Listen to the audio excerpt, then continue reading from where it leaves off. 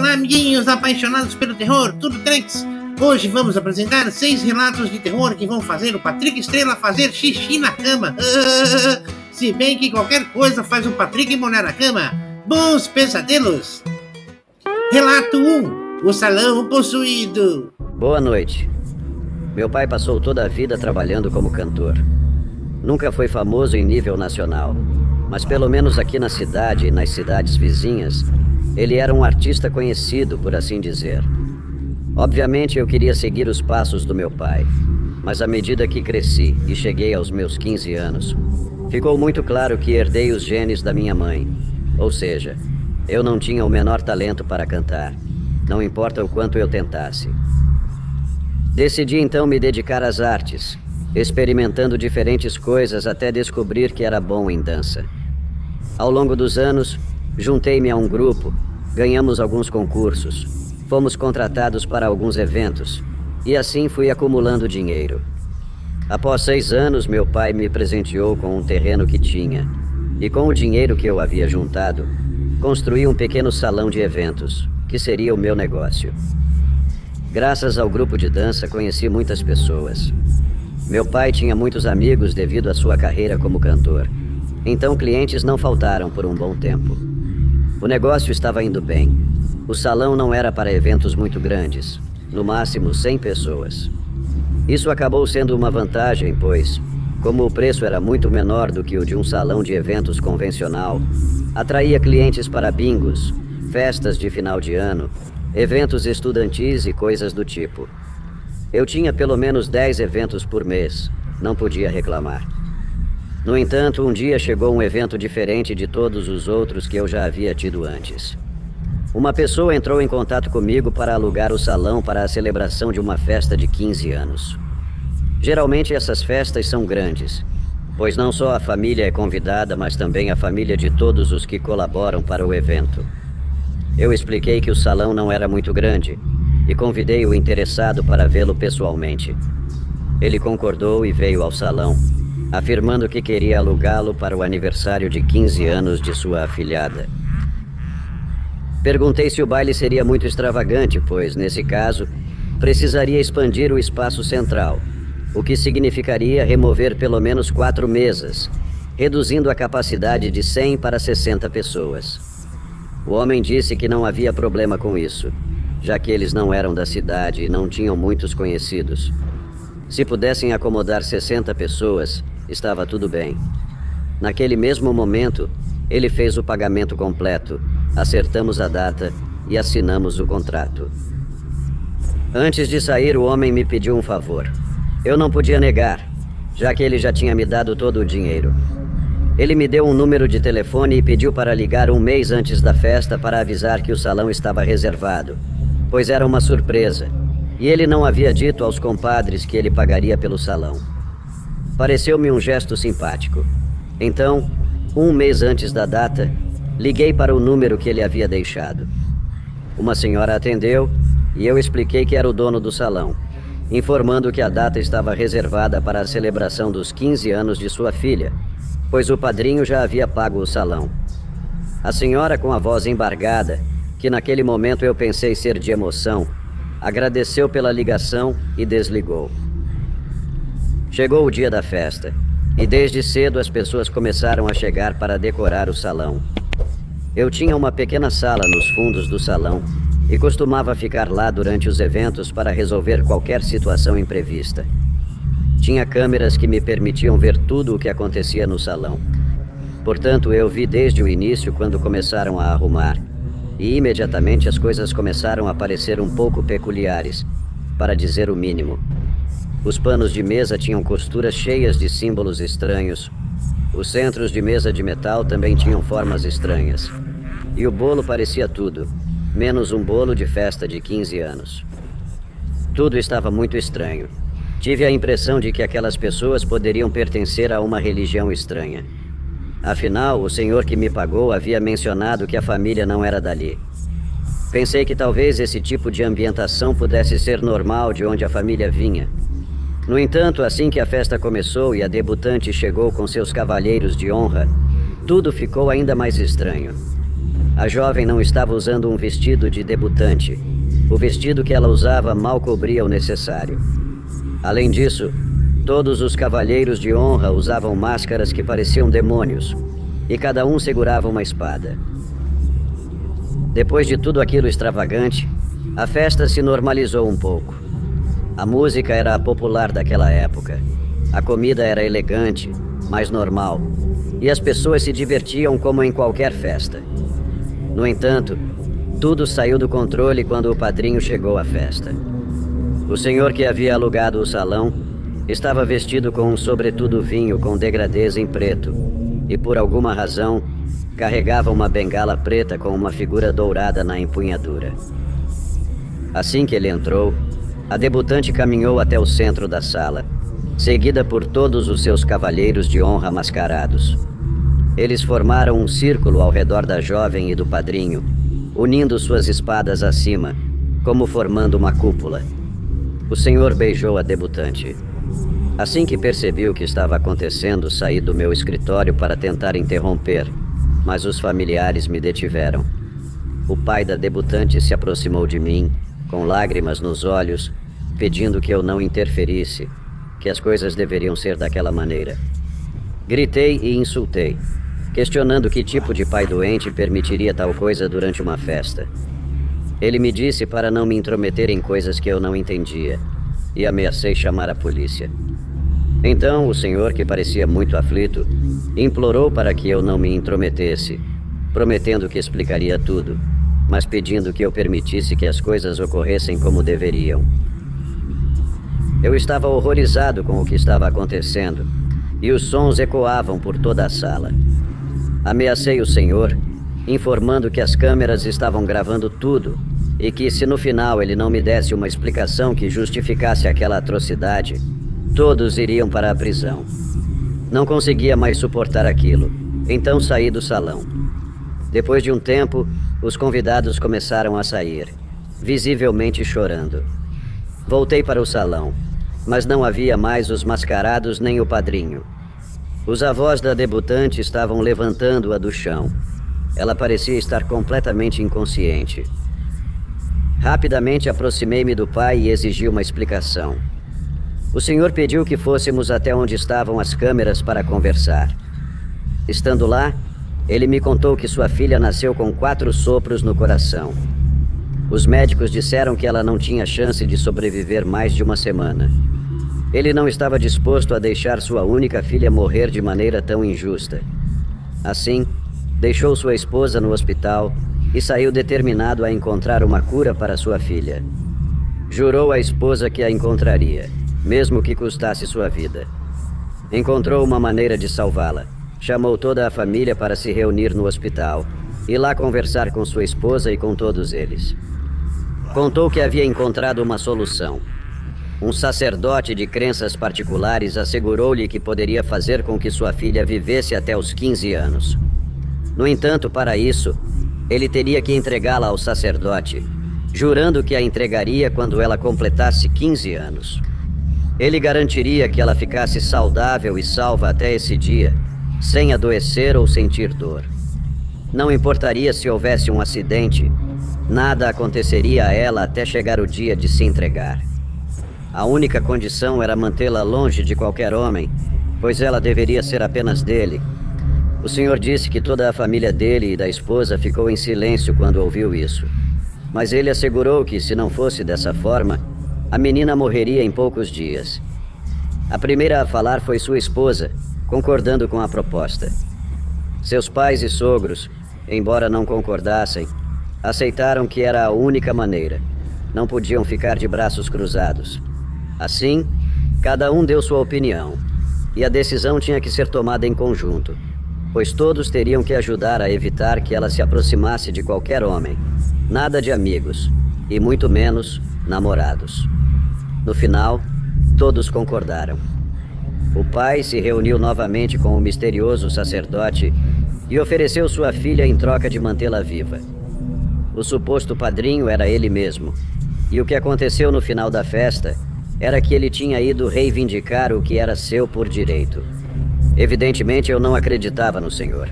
Parecia que ele estava inventando tudo para evitar que eu entregasse as gravações às autoridades. No entanto, ele me assegurou que eu poderia comprovar naquele mesmo momento. Apontou para as câmeras e disse: "Revise as gravações." Eu não entendia por que ele queria que eu fizesse isso, mas o fiz. Levei um grande susto ao reproduzir o que foi gravado. No momento em que a debutante entrou com seus cavalheiros mascarados, nas câmeras só se via a moça. Os mascarados não apareciam em nenhuma das 4 câmeras. Via-se que ela dançou a valsa, e pior ainda, quando aquilo aconteceu com o padrinho, só se via a moça nas câmeras. O padrinho também não aparecia. Fiquei mudo de surpresa. O senhor, muito sério, disse que o padrinho era o demônio e os mascarados, anjos do mal. Sua filha não foi levada desacordada. Ela já estava sem vida. Não me restou outra opção a não ser acreditar no homem. Virei para ele e perguntei por que estava ali dando explicações, em vez de estar lamentando a morte de sua filha. O que ele respondeu foi que já tinha chorado a morte de sua filha, quando lhe disseram que ela não viveria mais de uma semana. Os 15 anos que ela viveu, graças a ele, eram um presente. Não havia motivo para ficar triste. Pelo contrário, embora, é claro, a morte de sua filha doesse, ele estava agradecido por ter conseguido tê-la viva por 15 anos. Me senti tão mal por aquele homem que me desculpei com ele depois que alguns dos convidados foram embora. Alguns ficaram para limpar e organizar tudo enquanto eu permanecia no escritório, tentando assimilar o que acabara de acontecer em meu salão. Passaram-se 2 semanas e fui chamado por uma igreja, pois queriam fazer um jantar para celebrar o 50º aniversário de serviço de um padre. Ele queria ver o salão, então combinamos uma hora e data para mostrá-lo. Quando o dia chegou e estávamos lá, mal abri as portas para que o padre e as pessoas que o acompanhavam entrassem, um senhor com quase 80 anos virou-se para mim com uma expressão horrorizada e disse que meu salão era um lugar repudiado por Deus. Eu, assim como as pessoas que o acompanhavam, ficamos perplexos com suas palavras. O padre acrescentou: "Você abriu as portas para o coisa ruim." O padre pediu para ir embora, e o que o senhor disse me deixou muito preocupado. Depois daquele dia, ninguém mais me ligou para alugar o salão. Durante muito tempo, só recebi renda das pessoas que estavam liquidando contas anteriores, mas não consegui atrair novos clientes, nenhum sequer. Mesmo fazendo propaganda oferecendo o local pela metade do preço, ninguém mais se interessou pelo meu salão.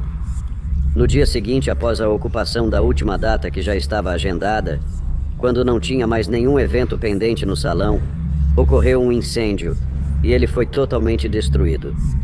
Acredito que meu salão ficou amaldiçoado após aquela maldita festa de 15 anos.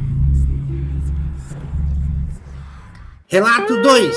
A criança enterrada. Há vários anos eu trabalhava meio período em uma rede de restaurantes no México, uma filial de ambiente familiar especializada em peixes e frutos do mar. Eu entrava às 17 horas e saía no fechamento, que ocorria às 22. Lembro-me de ter entrado lá porque uma moça que me interessava trabalhava lá, e foi uma maneira que encontrei para passar mais tempo perto dela, com a esperança de ter pelo menos uma oportunidade, pois, sendo honesto, ela estava fora do meu alcance. Não tinha nem um mês desde que entrei lá quando, enquanto preparávamos tudo para ir embora, estávamos conversando sobre más experiências com clientes. Foi então que o supervisor de turno teve a ideia de nos dizer que, de vez em quando, aconteciam eventos difíceis de explicar. Ele mencionou, por exemplo, que uma criança de uns 5 anos ligava para o restaurante sempre à meia-noite, entre outras coisas igualmente curiosas. Evidentemente, não surgiram muitas perguntas. A pergunta que fiz foi: como uma criança naquela idade falaria ao telefone com um restaurante à meia-noite? O supervisor de turno me respondeu que a história era de que essa criança havia morrido naquele terreno, antes da construção da filial. Os pais estavam procurando um tesouro e o encontraram naquele terreno. Mas o que esses pais não sabiam era que o tesouro estava amaldiçoado. Quem desejasse ao menos uma pequena parte dele teria que oferecer algo em troca. A ambição dos pais era tão grande que ofereceram a vida da filha, então eles a entregaram exatamente à meia-noite. Por isso a criança ligava nesse horário, e se alguém atendesse, o que a criança pedia era para ser desenterrada dali, pois tinha medo. Devo admitir que essa história me deu arrepios, principalmente porque desde criança sempre me contaram histórias sobre um suposto tesouro amaldiçoado enterrado em algum lugar da cidade. E tudo relacionado a ele sempre me assustava muito. Ainda assim, não acreditei completamente na história. A parte do tesouro e da criança morta, sim. Mas a ideia de ligar para o restaurante me parecia inventada pelo supervisor de turno. Passou o tempo, numa noite por volta das 9h30, entraram alguns clientes e pediram os pratos e bebidas mais caros do cardápio. Faltando 5 minutos para as 22 horas, pediram algo mais. Nosso horário de atendimento ia até as 22, mas como imaginamos que, devido ao consumo, deixariam uma boa gorjeta, fechamos para que ninguém mais entrasse, mas continuamos os atendendo sem pressa. Terminaram por volta das 11h45, e o valor da conta foi mais de R$ 1.500. Os clientes sabiam que nosso horário de atendimento era até as 22. Então, como agradecimento, deixaram uma gorjeta de R$ 300, que dividimos entre aqueles que ficaram para atendê-los. Depois que saíram, começamos a arrumar tudo para fechar. Era evidente que sairíamos depois da meia-noite naquele dia. Para surpresa de todos, incluindo o supervisor de turno, à meia-noite em ponto o telefone tocou. Ficamos mudos. A garota de quem eu gostava era a mais corajosa de todos ali. Ela disse que atenderia, e ninguém contestou. Ela foi até o telefone, atendeu e desligou em menos de 2 segundos. Tinha o rosto pálido. Perguntamos o que tinha acontecido, e ela disse que era uma criança, mas não ouviu o que ela queria, pois, com medo, desligou. O supervisor de turno deu a ela uma Coca-Cola para se acalmar. E também comentou que já havia se passado pelo menos 1 ano, desde que alguém esteve na filial à meia-noite. Por isso, ele não lembrava da sensação de ouvir o telefone tocar naquele horário. Perguntamos se ele alguma vez tinha ouvido a voz daquela criança, mas ele disse que não. Ele estava ciente de que isso acontecia porque já tinha mais de 5 anos trabalhando na filial. E com a colega, já eram mais de 10 funcionários diferentes que tinham atendido o telefone e ouvido a criança. Não discutimos sobre isso, mas acredito, sem medo de errar, que todos concordamos em não querer ficar novamente lá naquela hora. Passaram cerca de 3 meses e então, numa noite enquanto fechávamos, surgiu o assunto daquela ligação e nos lembramos das outras coisas que o supervisor de turno nos disse. Perguntamos a ele se as demais também eram verdade, e ele confirmou, mas que todas as outras coisas só aconteciam durante a noite do dia 1º de novembro. Chegou a noite do 1º de novembro. A garota de quem eu gostava havia pedido permissão para não trabalhar naquele dia, pois ficou muito abalada após atender a ligação da criança. Naquela ocasião, recebemos a instrução de que, como o 1º de novembro é o Dia das Almas das Crianças aqui no México, seria concedido um desconto de 10% para todas as crianças que aparecessem caracterizadas ou minimamente maquiadas. Quando cheguei às 5 da tarde para trabalhar, a primeira coisa que notei foi que havia mais crianças do que o normal. Chegou a hora de começar a fechar, mas quando um dos colegas foi verificar o banheiro das mulheres, percebeu que estava ocupado. Não havia mais nenhuma mesa ocupada, e não lembrávamos de nenhum cliente que tivesse vindo sozinho ao restaurante, mas supomos que talvez estivessem esperando do lado de fora e logo sairiam. Deixamos por isso mesmo e continuamos com nossas atividades. Após 15 minutos, a pessoa ainda não saía do banheiro. Sabíamos que estava ocupado porque só podia ser trancado por dentro. Batemos na porta, mas ninguém respondeu. Chamamos, mas nada. Então, o supervisor de turno nos ordenou que abríssemos a porta, que podia ser aberta com uma chave de fenda.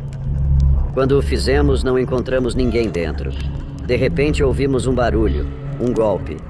Viramos, e era uma tábua de cortar que havia caído no chão. Alguém foi levantá-la para colocar no lugar, e assim que o fez, uma frigideira caiu. Todos nos olhamos sem dizer uma palavra. O gerente olhou para o relógio. Eram apenas 11 e pouco. Pediu que não entrássemos em pânico e que nos apressássemos para terminar antes que o telefone tocasse. Optamos por deixar a frigideira no chão e levantá-la quando não faltasse mais nada a fazer. Às 11h30, estávamos prestes a ir embora quando alguém foi colocar a frigideira no lugar. Mas assim que o fez, uma lâmpada estourou. Logo em seguida, a porta do banheiro das mulheres fechou com força. Todos olhamos para a porta, que se abriu novamente, e a luz do interior começou a piscar rapidamente. Entre tantos piscares de luz, por um instante, nos pareceu que vimos uma menina no interior do banheiro. O supervisor de turno pediu que fôssemos em direção à saída, mas quando ele colocou a chave para abrir, ela não girava. Tentou com outras 3 chaves, mas nenhuma funcionou. Então, o telefone tocou. Já era meia-noite. Eu estava mais perto do telefone e não sei porquê, mas apertei o botão para atender, colocando automaticamente no viva voz. Todos ouvimos a voz de uma menina pedindo para ser tirada de lá. Foi tudo o que ela disse antes da ligação ser cortada. Depois a chave girou e finalmente pudemos sair. Esse foi o último turno que trabalhei naquele restaurante. Relato 3. A mulher queimada. Há vários anos passei por um período difícil que afetou todos os aspectos da minha vida. Em um momento tão ruim, decidi fazer minhas malas e deixar a cidade em que estava vivendo, sem consultar ninguém. Simplesmente subi em um ônibus, abandonando meu emprego e minha então parceira. Felizmente, naquela época, tinha economizado uma quantia considerável de dinheiro, o que me permitiu chegar à rodoviária e comprar um bilhete para o primeiro destino disponível, sem perguntar qual era. Acabei chegando a uma cidade no interior do Maranhão, e assim que saí da rodoviária, a primeira coisa que fiz foi procurar um hotel para passar alguns dias, enquanto encontrava uma casa para alugar. Nunca havia colocado os pés nesse estado, então, mesmo sendo uma cidade como qualquer outra, com ruas, casas e negócios, a arquitetura me causou um impacto visual. Já hospedado no hotel, após passar minha primeira noite, antes das 11 da manhã do dia seguinte, fui tomar café da manhã em um pequeno local em frente ao hotel. Lá, enquanto revisava o jornal em busca de oportunidades de trabalho, pareceu que minha maré de azar havia terminado, pois encontrei um anúncio procurando alguém com um perfil que se encaixava no meu. Liguei para o número, fui marcado para uma entrevista e a reunião durou cerca de 40 minutos. No final, disseram-me para começar a trabalhar no dia seguinte. O emprego era em uma empresa que se dedicava a coletar informações das pessoas e vendê-las para empresas como pacotes para oferecer publicidade. A remuneração era boa, mas, é claro, não o suficiente para continuar me dando ao luxo de viver em um hotel. Assim que ganhei confiança com um colega de trabalho, comentei que estava procurando uma casa para alugar. Eu disse qual era meu orçamento, e ele mencionou que, na verdade, a poucas quadras dali do trabalho, havia uma casa para alugar. Ele se ofereceu para me acompanhar, e ao sairmos do trabalho, chegamos à casa antes das 6 da tarde. De fato, poderia ir trabalhar a pé em apenas 10 minutos. Parecia boa e espaçosa, o que era ótimo, pois, apesar de morar sozinho, nunca gostei de espaços pequenos. Antes de bater a porta para falar com o proprietário, meu colega de trabalho me disse que havia uma situação peculiar com aquela casa. O comentário era que a falecida esposa do proprietário, em sua juventude, havia feito um pacto com o demônio, e as pessoas que alugavam a casa não duravam muito tempo, no máximo 3 meses, e deixavam de alugar. Embora não dissessem que viam algo, comentavam que sentiam uma atmosfera pesada. Eu nunca fui muito crente em religião, Então, como não acreditava em Deus, também não acreditava nisso. Comentei com meu colega, e ele disse que se isso não me causasse inconvenientes, era só bater na porta e falar com o dono. Foi o que fiz. Quando o dono saiu, mostrou-me a casa, discutimos sobre o dinheiro e ele me deu o contrato para ler. Enquanto o examinava, notei uma peculiaridade. Não havia um tempo mínimo de estadia. Eu poderia deixar a casa quando quisesse, mas se quisesse recuperar o depósito, precisaria avisar com 3 semanas de antecedência. Isso me chamou a atenção, pois os contratos de aluguel geralmente estabelecem uma obrigação mínima de 3 meses. Perguntei ao dono qual era o motivo de não haver um tempo obrigatório de estadia, mas em vez de responder, ele mudou de assunto. Não dei muita importância na época. Assinei o contrato e o proprietário me disse que no dia seguinte me entregaria as chaves. Saímos da casa, meu colega foi para o seu lado e eu voltei para o hotel. Preparei minhas malas para ter tudo pronto, assim que saísse do trabalho no dia seguinte, para poder ir para a casa nova. No dia seguinte, ao chegar lá, o proprietário não estava. Ele deixou as chaves em um envelope e um número de conta para eu depositar. Foi aí que as coisas estranhas começaram. Ao abrir a porta, parecia que eu ouvia coisas vindas de diferentes partes da casa. No entanto, como a casa estava vazia, havia muito eco e pensei que talvez fosse apenas isso. Naquela noite, tive que dormir no chão. No dia seguinte, fui a uma loja de móveis e comprei uma cama e uma pequena mesa. Não demorou muito para perceber que algo estranho estava acontecendo. Sempre que entrava na casa, sentia sono. Depois de um tempo, decidi ir ao médico, pois sempre fui muito assustado com doenças. Ao ir a um clínico geral, depois de me examinar, ele me disse que eu não tinha nada. Recomendou comprar algumas vitaminas e sugeriu que, se o sono repentino não parasse, eu deveria procurar um especialista. Em uma das vezes em que adormeci devido ao inexplicável sono, tive uma espécie de pesadelo. Estava em uma praça e ao fundo via uma igreja. Por alguma razão, não conseguia desviar o olhar das portas daquela igreja. De repente, as portas se abriram e de lá saiu uma mulher. Os sinos da igreja tocaram, e quando isso aconteceu, a mulher desapareceu e apareceu alguns metros mais perto de mim. Os sinos continuaram a tocar, e a cada vez que o faziam, a mulher aparecia mais perto. Quando ela estava a uma curta distância, notei que seu rosto estava completamente queimado. A carne parecia ferver. Com a última batida do sino da igreja, a mulher apareceu colada ao meu rosto. Isso me assustou tanto que acordei. Fiquei sentado à beira da cama por um bom tempo, tentando apagar da minha mente aquele pesadelo para poder dormir novamente. Nas 4 semanas seguintes tive esse mesmo pesadelo pelo menos 10 vezes. Ficava desconcertado por tê-lo com tanta frequência e comentei isso com meu colega. Ele também ficou intrigado com a repetição do pesadelo. Começou a me fazer perguntas sobre a aparência da praça e da igreja. Com as descrições que forneci, ele disse que aquela praça e aquela igreja eram lugares reais na cidade.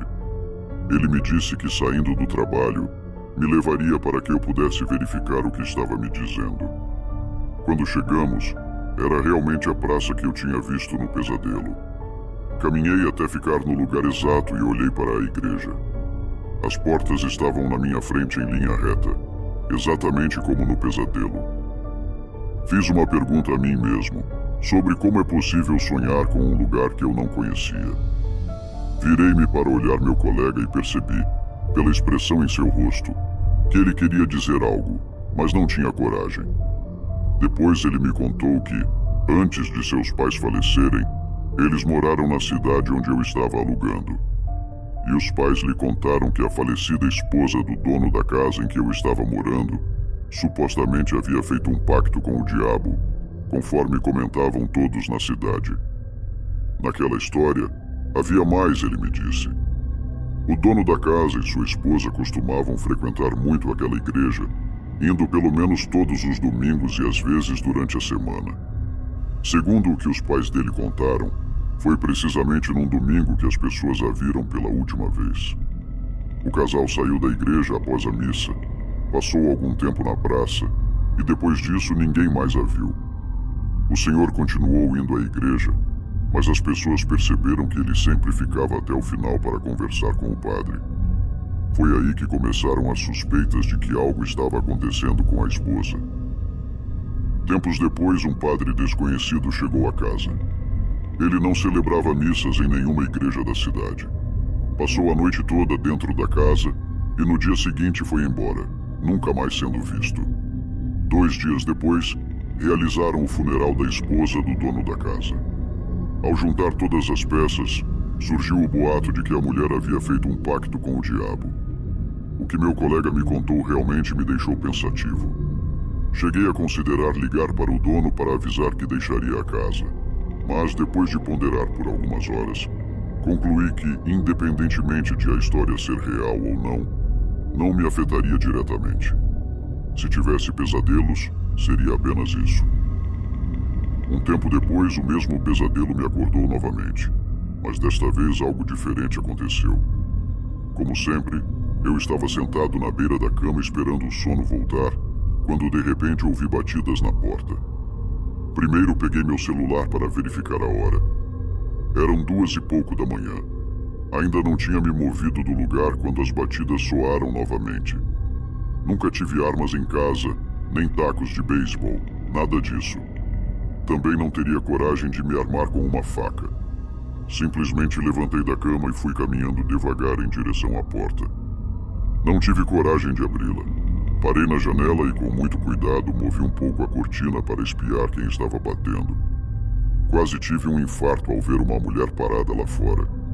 Ela estava olhando diretamente para a porta, então a visão que eu tinha dela era de perfil, e seu cabelo me impedia de ver o rosto. Quero deixar claro que não era uma mulher de vestido branco arrastando pelo chão. Ela usava uma blusa azul com detalhes amarelos e uma saia longa laranja. O cabelo da mulher não era muito comprido, chegava até a metade das costas, mas era cacheado e muito volumoso, o que me impedia de ver seu rosto. Pude ver como ela insistia batendo na porta. Nisso quis me afastar da janela, mas ao me mover acabei derrubando a vassoura que estava encostada na parede. Ela caiu e fez barulho ao bater no chão. Naquele momento a mulher virou-se para a janela com o rosto completamente queimado. Era a mesma mulher que eu vinha vendo nos meus pesadelos. Ela não gritou, não se aproximou da janela, apenas me observou com os olhos bem abertos. Seu olhar era tão intimidador que me deixou petrificado. Após alguns breves instantes que pareciam eternos, a mulher virou-se e saiu de vista atravessando a parede. Imediatamente chamei o dono e pedi que fosse à casa, pois eu estava prestes a sair. Ele não se opôs, nem fez perguntas. Apenas me disse que estaria na casa ao amanhecer. Quando o dono chegou, eu já estava do lado de fora, sem ter dormido desde as 2 da manhã até sua chegada por volta das 7. Eu contei a ele que, sempre que entrava na casa, sentia sono e tinha um pesadelo recorrente com uma mulher de rosto queimado. O motivo pelo qual o chamei foi porque aquela mulher dos meus pesadelos tinha batido na porta durante a madrugada. O dono apenas disse que, como não havia avisado com o tempo mínimo estipulado no contrato, não poderia devolver o depósito integral. A única opção era dividir o valor pago pelos dias restantes do mês e me reembolsar a quantia correspondente aos dias que faltavam. Eu disse que não me importava e que ele poderia ficar com o dinheiro, mas pediu uma explicação. Ele suspirou profundamente e contou que a mulher de rosto queimado era sua esposa, que havia falecido muitos anos antes. Disse que ela cometera um pecado grave, fazendo um pacto para ganhar dinheiro, e Deus a punira fazendo com que ela dormisse para sempre. O senhor foi à igreja em busca de ajuda para despertar a esposa, mas embora tenham ajudado, não conseguiram obter o perdão de Deus e acordá-la. A igreja sugeriu que ele a tirasse de casa, pois se não fizesse isso, quando o castigo de Deus deixasse de ser um sono eterno para se tornar a morte, ele seria o próximo a ser punido por ter parte na responsabilidade do ocorrido. O senhor, devoto fiel, seguiu as instruções da igreja, montou uma barraca em frente da casa e manteve a esposa nessa barraca. Ele não a abandonou, tentando despertá-la todos os dias, mas quando finalmente ela abriu os olhos, seu rosto começou a arder em chamas e ela morreu. O dono acreditava que a maldição que Deus enviara à sua esposa era uma punição por seu grande pecado, condenando-a a morrer assim que abrisse os olhos. Apesar de sua morte, a mulher não deixou a casa, pois alguém amaldiçoado não pode ir nem para o céu nem para o inferno, permanecendo presa à casa.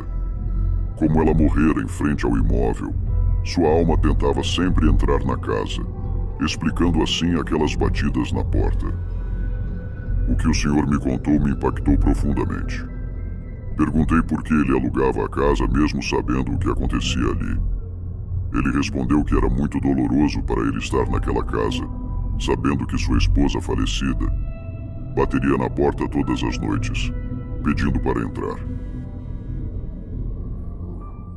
Relato 4. O aperto de mão. Há alguns anos me vi no pior momento da minha vida. Perdi tudo. Não estou mentindo quando digo que estava vivendo nas ruas. Minha existência foi um acumulado de infortúnios e desilusões desde a infância. Sempre tudo dava errado para mim. Era o garoto gordo e de óculos na escola. Todos me zoavam por isso. Decidi não continuar estudando no ensino médio, o que fez com que eu não conseguisse encontrar um bom emprego. Quando meus pais morreram, me vi sozinho em uma casa da qual nem conseguia pagar as contas de água e luz. Estava na miséria e na solidão.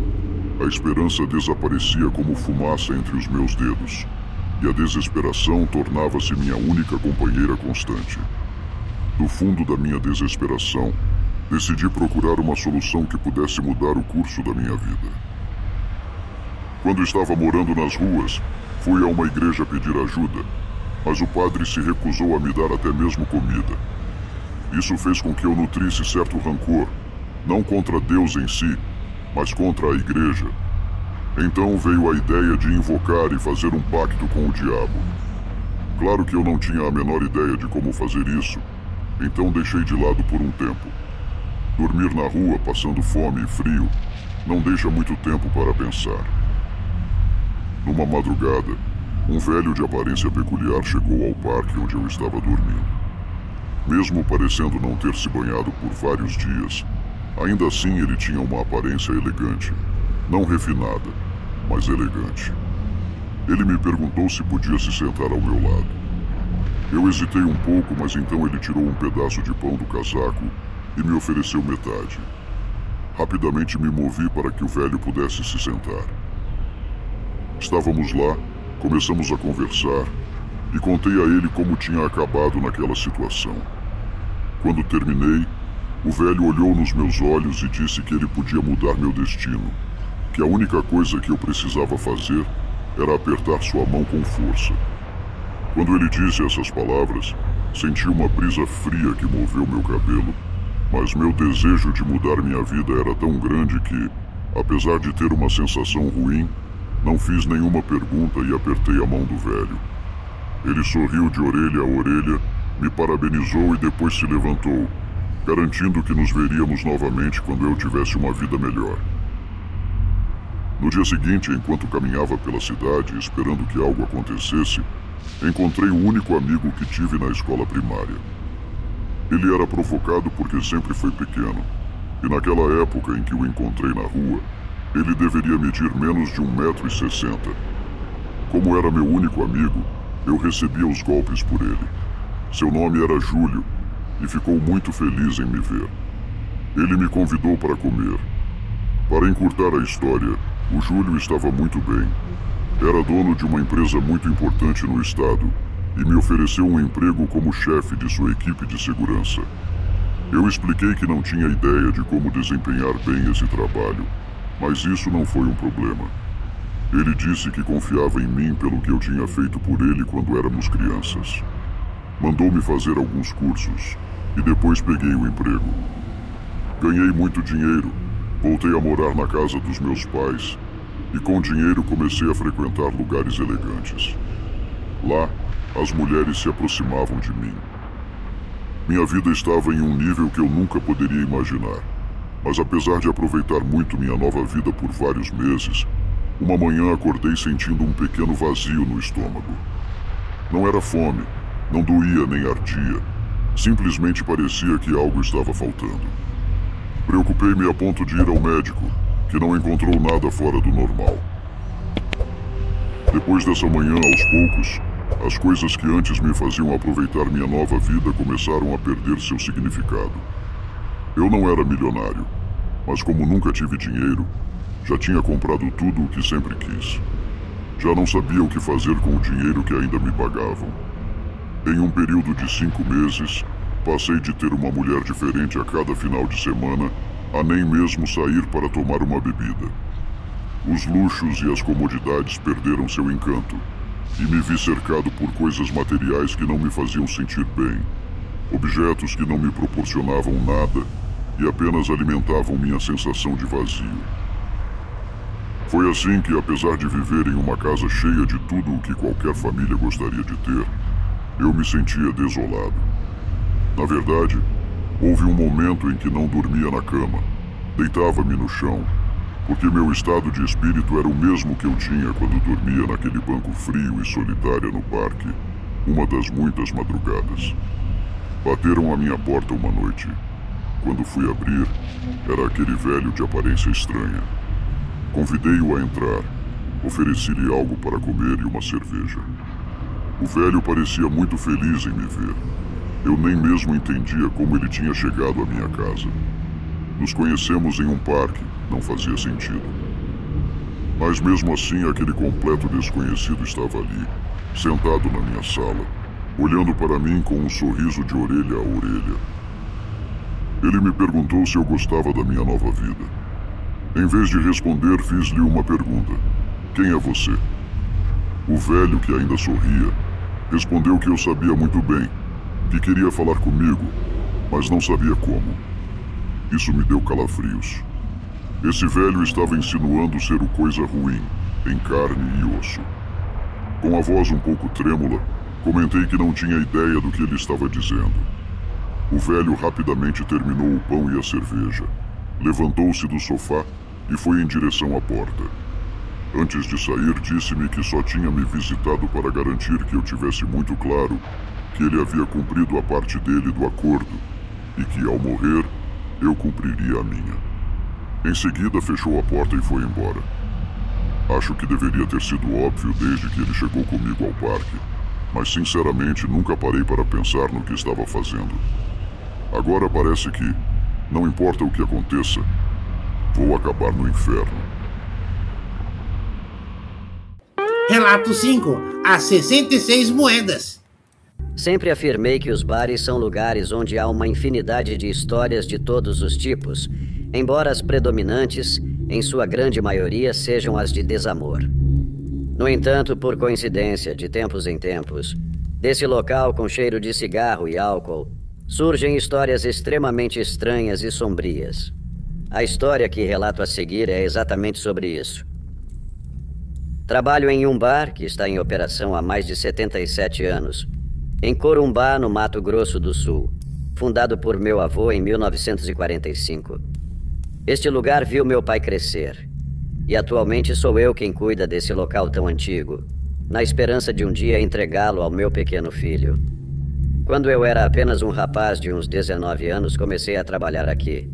Meu pai me ensinou a preparar bebidas, a atender os clientes, principalmente homens, que são trabalhadores ou operários que trabalham na área. Isso remonta ao início dos anos 2000, finalzinho dos anos 90, quando ajudei nos meus primeiros passos como atendente do barzinho. Em uma dessas tardes, um senhor mais velho chegou às portas deste lugar. Já se notavam muitos fios de cabelo branco, não apenas na cabeça, mas também no seu pronunciado bigode.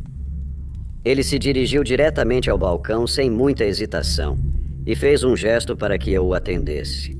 O senhor tirou o chapéu que usava e pediu uma cerveja com alguns amendoins para petiscar. Nunca o tinha visto no bar, muito menos na área. Deve ser um novo trabalhador, pensei. Embora, para ser sincero, o senhor estava vestido como um vaqueiro, com calças jeans, camisa xadrez e botas pretas. Não parecia ser trabalhador daqui. Com calma, ele tomou sua cerveja e comeu alguns amendoins, ficando cerca de 20 minutos apenas, observando e vivenciando sua única cerveja. Quando terminou, pediu para que eu cobrasse. Ao pagar, ele tirou uma moeda do bolso. Era uma moeda estranha, nunca a tinha visto antes. Eu disse a ele que essa moeda não tinha valor, que ele deveria pagar com dinheiro válido. O senhor me disse: essa moeda vale mais do que tudo o que você está vestindo. E se não acredita em mim, pergunte ao seu avô. O senhor me deixou pensando no que queria dizer com essas palavras, e sem perceber e sem poder impedi-lo, ele saiu pela porta do bar.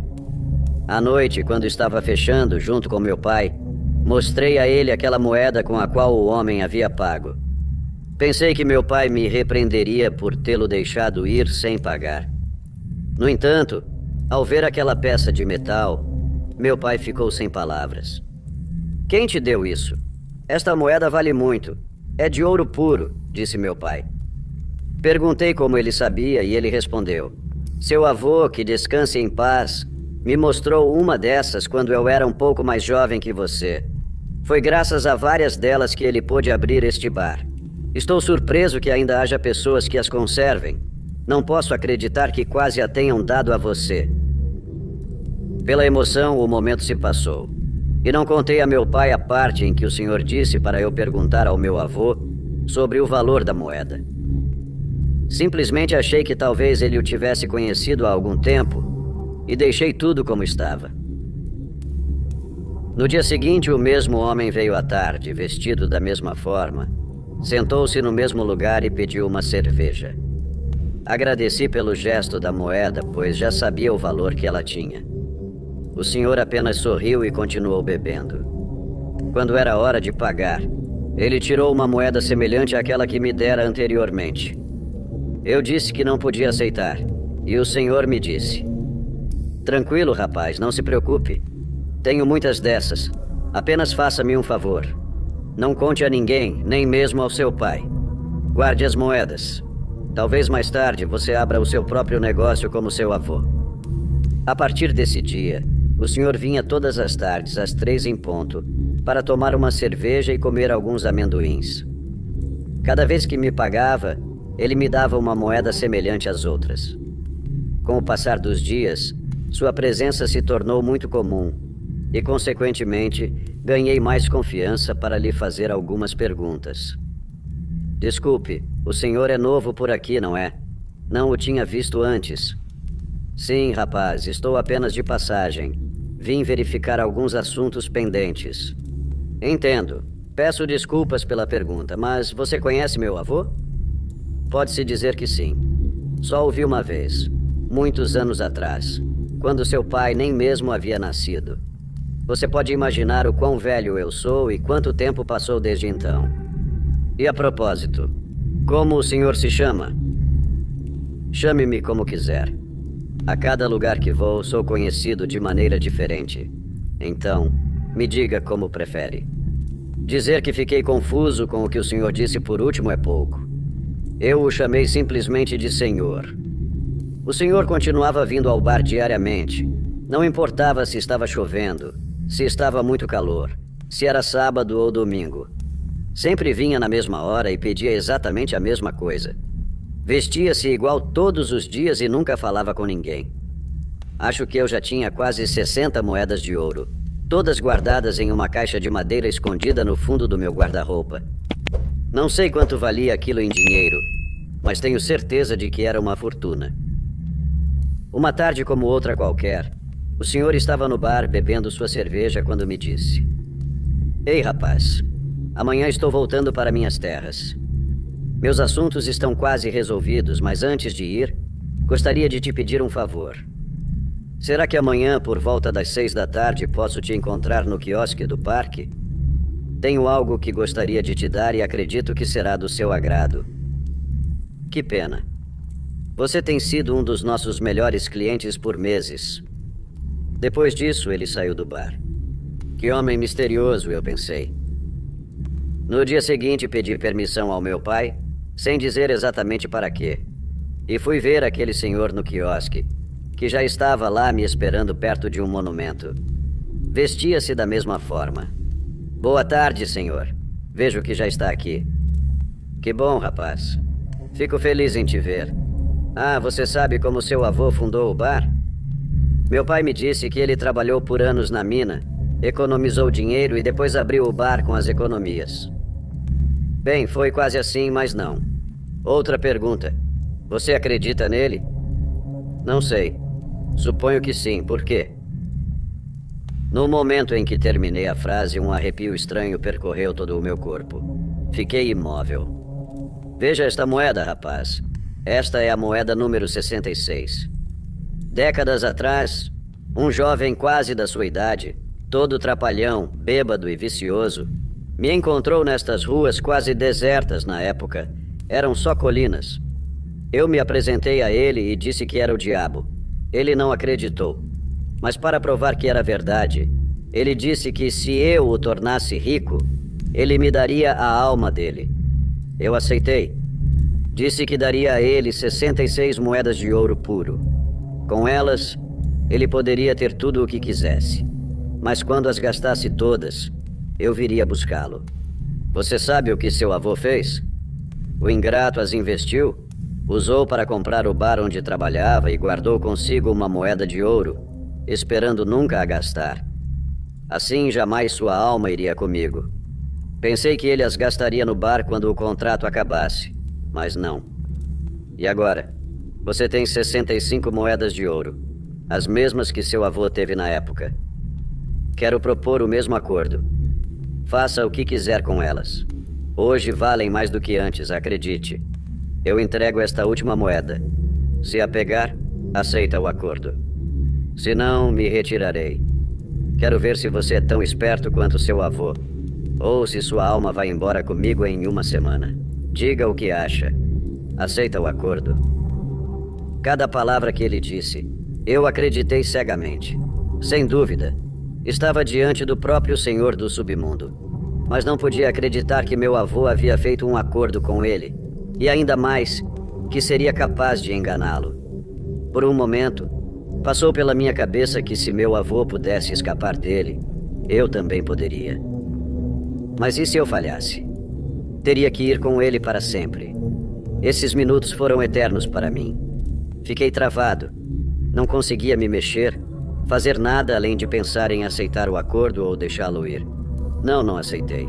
Essa foi a minha última decisão. Não queria recorrer a esse tipo de artimanhas para seguir em frente. Além disso, as consequências desse ato poderiam ser desastrosas. Meu avô teve a sorte de ter conseguido sair ileso, mas estou certo de que eu não conseguiria. O senhor abaixou o olhar com uma expressão de decepção. Rapaz, pense bem. Esta oportunidade não se repete. Reafirmei minha decisão. Não o faria. Agradeci-lhe o gesto. Depois disso, meu corpo começou a sentir-se mais leve. Minhas mãos e pernas voltaram a se mover. O senhor simplesmente disse adeus e foi embora, caminhando pelas ruas enquanto a noite começava a cair nas bordas daquele povoado. Confuso, terminei meu expediente no bar com meu pai, a quem até agora não havia dito nada. É difícil acreditar como meu avô fundou aquele bar. Ao revisar a caixa onde guardava as moedas de ouro, percebi que todas haviam desaparecido. Não havia absolutamente nada. Foi então que soube que não sonhei, que não foi uma alucinação, e que aquele homem com traje de cowboy que apareceu para mim era o próprio demônio. Até hoje continuo trabalhando no bar, e algo me diz que aquela vez que vi aquele senhor não foi a primeira, nem será a última. Relato 6. O Pacto de Maitê. Boa noite a todos. Maitê, minha filha, uma garota doce, inteligente e muito educada. Minha esposa a tinha muito mimada. Eu, verdade seja dita, sempre fui um pouco distante, passando a maior parte do tempo trabalhando de segunda a domingo. Minha infância foi marcada pela escassez, E eu não queria que minha filha passasse pelo mesmo. Perdi sua primeira comunhão, a festa da escola primária e também seu baile de formatura. Nunca a levei para o ensino médio. Ela era minha filha, mas na realidade era uma completa estranha para mim. Sei que muitos pais passam pela mesma situação que eu e entendo que, à medida que os filhos crescem, a relação se ajeita. No entanto, no meu caso, houve um problema. Minha esposa faleceu em um acidente de carro enquanto ia buscar minha filha no ensino médio. Fui avisado por um conhecido. O acidente aconteceu perto de um local onde costumávamos jantar. Um trabalhador que nos conhecia bem reconheceu o carro, se aproximou, pegou o celular da minha esposa e me ligou. Lembro-me claramente de suas palavras. Desculpe incomodar. Sua esposa acabou de sofrer um acidente. Não adianta você vir. É melhor ir buscar sua filha. Mesmo que ele não tenha dito explicitamente, deixou claro que não havia mais nada a fazer por minha esposa. Minha filha me culpou pela morte de sua mãe, dizendo que eu deveria estar no carro e que, se eu não trabalhasse tanto, sua mãe ainda estaria viva. Isso aconteceu há quase 10 anos. Após isso, renunciei ao meu emprego e arrumei outro que me permitisse ser pai e mãe ao mesmo tempo. 2 das minhas irmãs se ofereceram para ajudar a cuidar da minha filha, mas decidi assumir a responsabilidade. Houve uma mudança brusca em minha vida. Em 2 meses, passei de não conhecer as notas da minha filha para saber o nome de todos os seus amigos e professores. Tornei-me super protetor, preocupando-me excessivamente com sua segurança e bem-estar. Maitê, minha filha, tinha a aparência de uma princesa de conto de fadas, idêntica à sua mãe. Seu cabelo era longo e liso, de um belo tom de negro como a obsidiana. No entanto, desde a morte de sua mãe, seu rosto não mostrava mais sorrisos. Seus olhos, antes cheios de vida, agora pareciam apagados e sem luz. Minha filha não estava feliz. Acredito que minha superproteção a sufocava.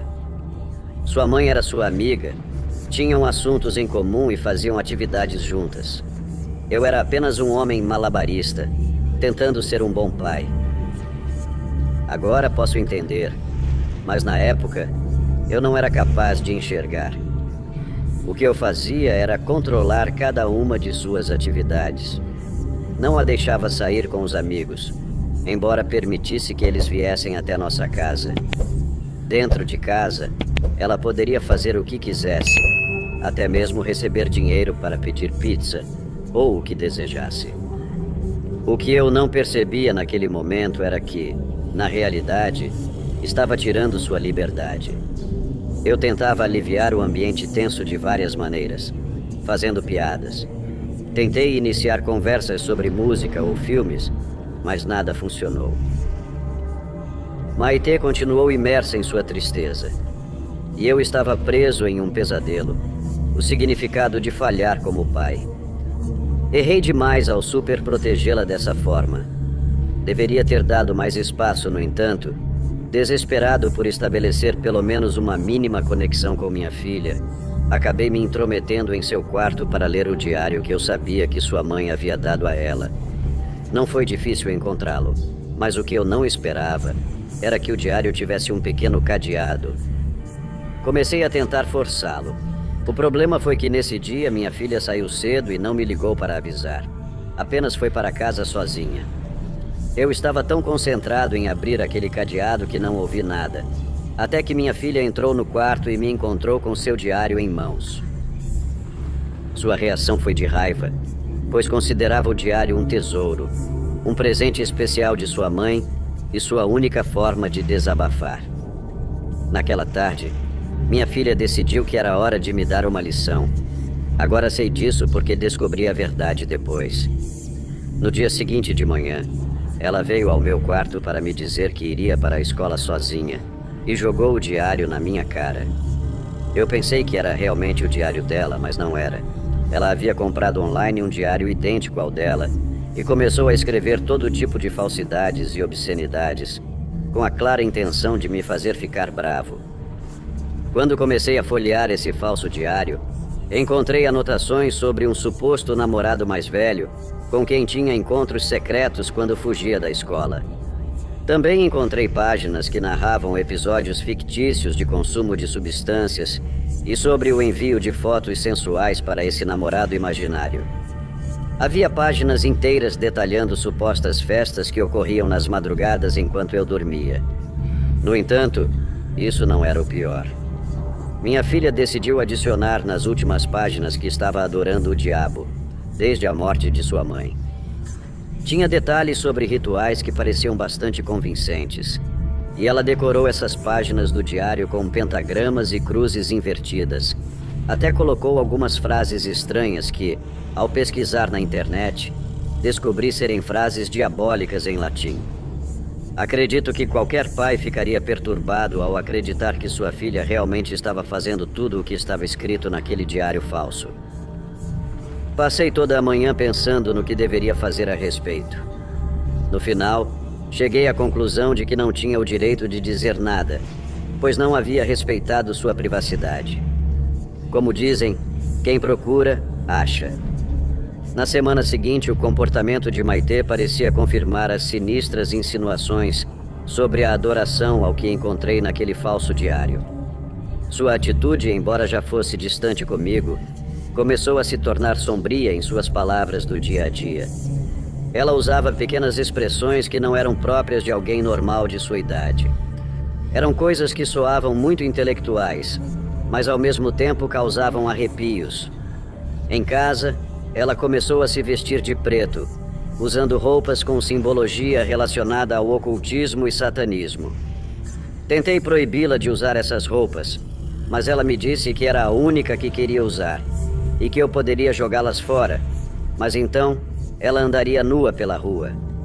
Literalmente, perdi o controle da situação. Maitê começou a ficar acordada até altas horas da noite. Às vezes podia ouvir sussurros e murmúrios vindos do seu quarto, mas quando eu tentava me aproximar da porta, ela gritava para que nem sequer pensasse em entrar em seu quarto. Acredito que, inclusive, para me fazer acreditar que tudo era verdade, ela começou a se convencer de que adorava o que era satânico. Em uma tarde, quando fui buscar minha filha na escola, fora de casa encontrei uma mulher idosa. Tinha tantas rugas no rosto que seus olhos mal podiam ser vistos. A mulher estava sentada na calçada, segurando um terço de contas negras e com estranhas medalhas retangulares de cor vinho. Tive que falar com ela porque, para tirar meu carro, tinha que passar exatamente onde ela estava sentada.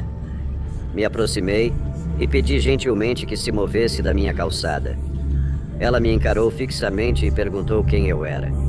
Seu questionamento me pareceu muito estranho e completamente fora de contexto. Supus que aquela mulher sofria de problemas mentais, então me limitei a repetir que ela tinha que sair imediatamente. A idosa, movendo as mãos de uma forma que parecia estar contando as contas negras do terço, perguntou se eu era o pai da Maitê. O tom de voz com o qual ela me perguntou gerou muita desconfiança, então a adverti que, se não saísse, passaria com o carro por cima dela. A idosa se levantou com dificuldade, disse que haveria tempo para eu responder às suas perguntas mais tarde e se foi caminhando. Busquei minha filha, voltamos para casa, e o dia transcorreu tão desconfortável e tenso quanto tinham sido as últimas semanas. No dia seguinte, que era sábado, eu praticamente passava o dia todo trabalhando, pois, devido ao meu extenso currículo, havia acertado com o meu empregador que trabalharia apenas 6 horas por dia durante a semana, compensando as 14 horas pendentes no sábado e domingos. Naquele sábado, quando saí do escritório para fazer uma pausa e comer algo, encontrei a mesma idosa que havia estado sentada na minha calçada antes. Antes que eu dissesse algo, ela se adiantou e disse que eu precisava ouvi-la pelo bem da minha filha. Parecia muito improvável que a idosa fosse apenas uma louca, pois ela havia estado me esperando fora do meu trabalho com a única intenção de me dizer algo. Então decidi ouvi-la. Ela disse que se chamava Cecília e que tinha mais notícias para mim. Disse que o diário que eu tinha lido era falso, que minha filha havia me enganado. No entanto, em seu esforço para manter a farsa, Minha filha havia entrado em contato com o marido dela e, de fato, estava seguindo tudo aquilo que estava anotado, mesmo o diário sendo falso. Isso não a incomodava, porque minha filha não era a primeira a procurar seu marido. O problema era que, se o marido dela decidisse prestar atenção em minha filha, ela estaria morta. Eu não entendia nada do que ela estava me dizendo, mas deixei claro que não deveria ameaçar minha filha, pois eu não permitiria que colocasse uma mão nela. A senhora riu e me disse que ela não faria nada, pois não estava interessada no que minha filha procurava em seu marido. Ela afirmou que seria ele quem a mataria. Depois de dizer isso, a mulher começou a atravessar a rua, indo pelo meio, quando, elevando a voz, perguntei quem era o marido dela. Ela se virou e me respondeu. Por mais estranho que possa parecer, ouvi a voz dela bem perto do meu ouvido. O que ela me disse foi: meu marido é o demônio. Nesse momento, um carro passou exatamente sobre ela. Devia tê-la atropelado, mas a senhora desapareceu diante dos meus olhos antes que o carro a tocasse. Eu não conseguia acreditar no que acabara de acontecer. Até a fome desapareceu. Voltei para o escritório e continuei trabalhando, completando minhas horas como sempre. Às 11h30 da noite, enquanto dirigia para casa, eu pensava nas palavras daquela senhora. Não tinha entendido nem metade do que ela disse, mas ela parecia saber exatamente sobre o que estava falando. Além disso, a mulher desapareceu diante dos meus olhos. Quando cheguei em casa, encontrei todas as luzes apagadas, o que não era normal, pois minha filha sempre teve um pouco de medo do escuro. Portanto, ela sempre deixava pelo menos 2 lâmpadas acesas, ou no mínimo ligava a luz do banheiro e deixava a porta aberta. Por isso, imediatamente soube que algo estava errado. Fechei a porta e mexi no interruptor à minha direita, apenas para garantir que houvesse luz. Assim que movi o interruptor, a luz da sala acendeu. Gritei o nome da minha filha enquanto deixava minhas coisas no sofá, mas não obtive resposta. Continuei repetindo o nome enquanto caminhava apressado para o quarto dela. Bati na porta, mas nada. Girei a maçaneta para abrir, mas estava trancada por dentro. Rapidamente fui até a cozinha, peguei uma colher e a usei para abrir a porta. Já conhecia o truque, não era nada complicado. Entrando no quarto da minha filha, a primeira coisa que vi foi ela caída no chão, cercada por várias velas já consumidas pelo fogo. Não tentei acordá-la, apenas a peguei e corri para o carro para levá-la ao hospital o mais rápido possível. Nós não tínhamos plano de saúde, e o hospital mais próximo era particular, conhecido por ser o mais caro da cidade. De qualquer forma, fui até esse hospital, cheguei lá e fui direto para a emergência. Algumas enfermeiras, ao verem a situação, se aproximaram rapidamente, seguidas por um médico que a levou. Pediram-me que me sentasse e alguém falaria comigo em breve. O tempo que passei sentado ali na sala de espera, mesmo que tenha sido apenas alguns minutos, pareceu-me horas.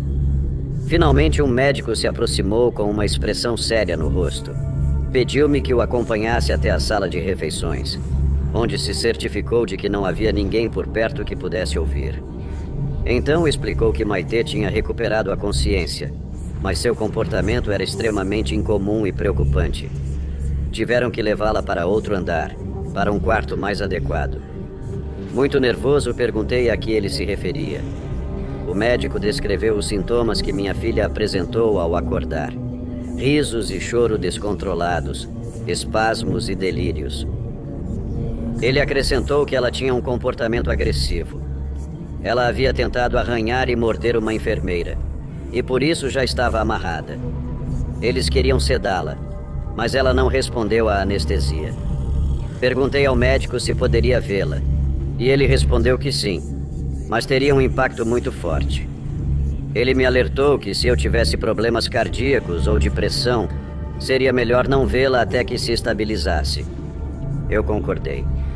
O médico me acompanhou até a recepção para que eu completasse o registro de entrada de minha filha. Depois, fomos para o quarto onde ela estava. No caminho, O médico perguntou se minha filha já havia tido um episódio semelhante antes. Ele também quis saber se havia histórico de problemas mentais na família. Inclusive perguntou se ela havia passado recentemente por alguma experiência traumática. Eu disse a ele que minha Maitê sempre foi saudável, que ninguém na família tinha sido diagnosticado com algo do tipo, e que a única coisa que havia acontecido era a morte de sua mãe. Mas já haviam se passado meses. Quando chegamos ao quarto, minha filha estava realmente amarrada, lutando para se libertar. Perguntei ao médico como era possível que ela tivesse ficado assim do nada. Ele respondeu com termos médicos, mas pelo que entendi, disse que era provável que ela tivesse sofrido um golpe muito forte na cabeça, o que no pior dos casos poderia causar uma lesão cerebral, levando a mudanças de personalidade e comportamento hostil. Foi como um balde de água fria. Minha filha corria o risco de ficar assim para sempre, e eu nem entendia por quê. Tentei me aproximar dela para conversar, mas ela estava fora de si. Parecia não me reconhecer, então preferi sair do quarto e voltei para a cafeteria. Precisava de um café.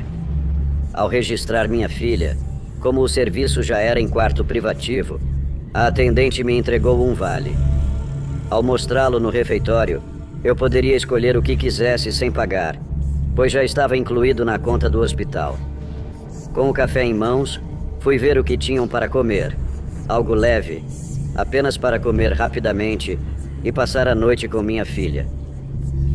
Mal havia me sentado quando uma misteriosa senhora se sentou ao meu lado. Rapidamente ela olhou para todos os lados, mas me disse que ninguém podia vê-la além de mim. Comentou que não havia mais nada a ser feito por minha filha, que ela havia capturado a atenção de seu esposo e agora não tinha salvação. Ela recomendou que eu subisse com minha filha e ficasse lá, pois ela morreria a qualquer momento. Nem respondi. Apenas deixei o prato e o café e corri para o quarto onde minha filha estava. Ao virar o corredor, pude ver várias pessoas dentro do quarto. Não conseguia dizer se eram médicos ou enfermeiros, mas estavam fazendo algo. Quando cheguei, tentaram impedir que eu entrasse, mas os empurrei. Minha filha estava convulsionando violentamente, sangrando pelos olhos e ouvidos, mas a expressão em seu rosto mostrava um sorriso inquietante. Em seguida, ela começou a gritar palavras que eu nunca tinha ouvido antes. Não faço ideia do que ela estava dizendo enquanto gritava, e pude ver sangue escorrendo de seus dentes. Todos os presentes manuseavam aparelhos, proferiam palavras, apontavam para todos os lados. Alguns traziam seringas. Eu apenas observava, vendo minha filha morrendo. Então afastei todos e me aproximei de Maitê, segurando-lhe a mão. Nesse momento ela olhou para mim e disse: "Papai." Logo em seguida seu corpo relaxou. Ela havia partido. Enterrei-a ao lado de sua mãe. Por uma semana permaneci dormindo no carro estacionado do lado de fora do cemitério. Não tinha coragem de voltar para casa, mas eventualmente tive que fazê-lo. Ao estacionar o carro na calçada onde havia encontrado a senhora pela primeira vez, lembrei-me do que ela havia me dito. Fui até o quarto da minha filha e encontrei seu diário verdadeiro, com cadeado. Quebrei-o e li desde a primeira página. Ficou claro que aquele não era o diário que eu havia lido. Continuei procurando e encontrei o que tinha lido. A senhora tinha falado a verdade. Minha filha me enganara. Então pensei que se a senhora tinha falado a verdade sobre isso, significava que ela havia falado a verdade sobre tudo. Abri o falso diário e fui para as páginas em que Maitê havia anotado diferentes rituais. Lá encontrei um desenho mostrando um círculo feito de velas e uma mulher desmaiada no centro, exatamente como a cena que eu tinha testemunhado. As velas ainda estavam lá desde que levei minha filha ao hospital. Comecei a ler as anotações que ela fez sobre esse ritual. Dizia que a finalidade era chamar a atenção do demônio, com a única intenção de lhe fazer um pedido. Se ele não estivesse interessado, nada aconteceria. Mas se ele aceitasse, realizaria qualquer desejo em troca de tomar a alma do solicitante, assim que este comprovasse que seu desejo fora atendido. Fui até a última página do diário. A data era recente, E lá havia apenas uma frase: acho que posso falar com mamãe. Desviei o olhar do texto escrito e percebi que dentro do círculo de velas consumidas estava o celular da minha filha, que eu não tinha visto. Peguei-o, mas já estava descarregado. Procurei um carregador e, depois de um tempo, ele ligou. Ao revisar a última mensagem de texto que ela recebeu, era do número de celular que costumava ser de sua mãe. O texto dizia: por que você fez isso, minha filha? E esses foram 6 relatos terroríveis de hoje. Se gostou do vídeo, curta, compartilhe e nos ajude a fazer o canal Porta dos Pesadelos ser cada vez melhor aqui na Fenda do Biquíni e no YouTube. Até o próximo vídeo! 1 hora depois...